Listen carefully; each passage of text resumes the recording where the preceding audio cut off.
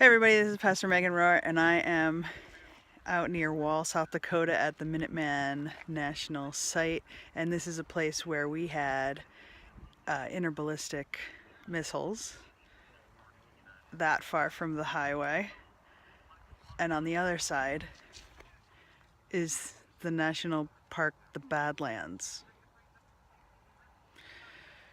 This particular site was decommissioned by George W. Bush after a joint resolution to decrease the number of hydrogen bombs and nuclear weapons that we had as a result and an agreement with Mikhail Gorbachev to get rid of some of the Cold War weapons that we have, and with this particular agreement to be able to put them on display so people can know how intense and problematic stockpiling these kinds of weapons can be.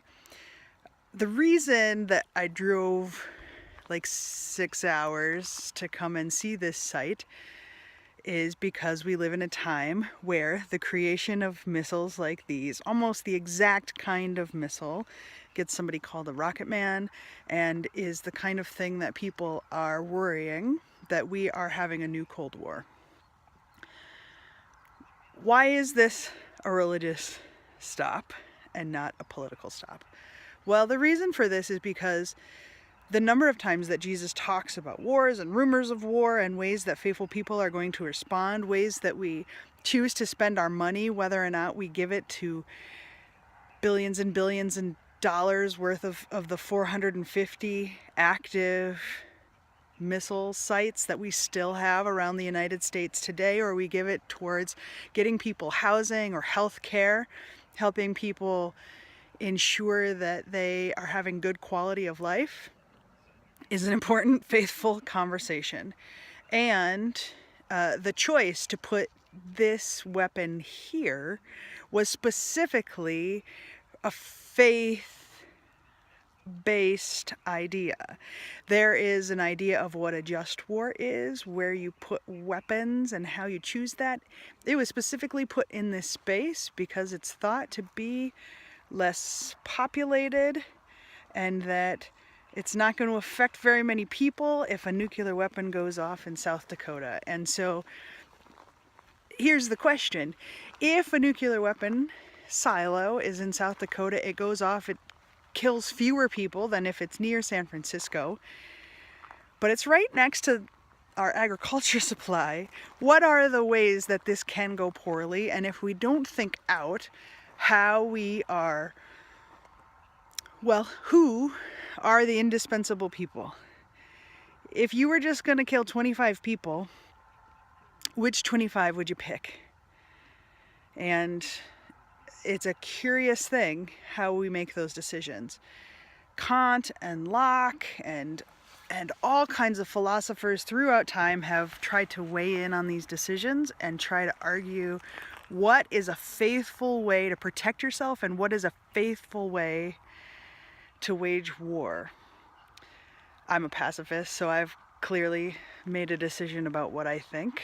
But if you don't know that there's missiles in your backyard and that our missiles can travel to any point on the globe and that they can kill and destroy an entire block and a half, let alone the centuries and centuries and centuries of nuclear radiation that will be left behind, you have to think of voting as a faithful decision. Whose hair trigger reaction do you want controlling something like this?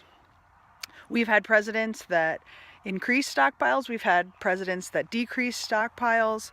We've had faithful responses to each of those things. There have been protesters on every side of the gamut, and my hope is not to convince you to take a stand in one direction or another, but to cause you to think about the ways that your faith, who you think is a human, whose lives are sacred, how does that affect where we put our weapons, what we make as weapons, and whose lives and land we put at stake for these decisions.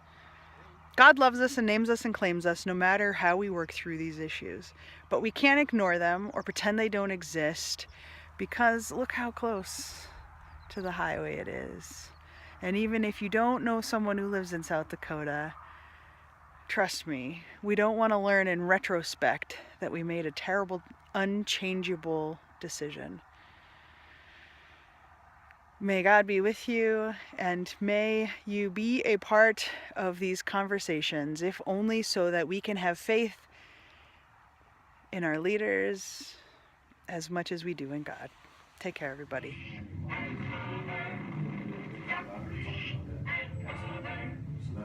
Remember what to do, friends. Now tell me right out loud.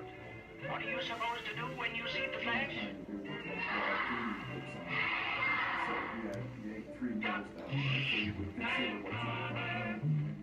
So if you find yourself out here in South Dakota and you want to head to this National Minutemen Missile site, I recommend it. Learning about all of the crazy things people did with nuclear weapons. Crazy and scary. The interesting thing, I think, is that they used biblical language for it. They called it the Plowshare Project because they thought it was going to create peace to have enough nuclear weapons, and that's not what the Swords to Plowshare verses is about. It's not a metaphor. Not a metaphor.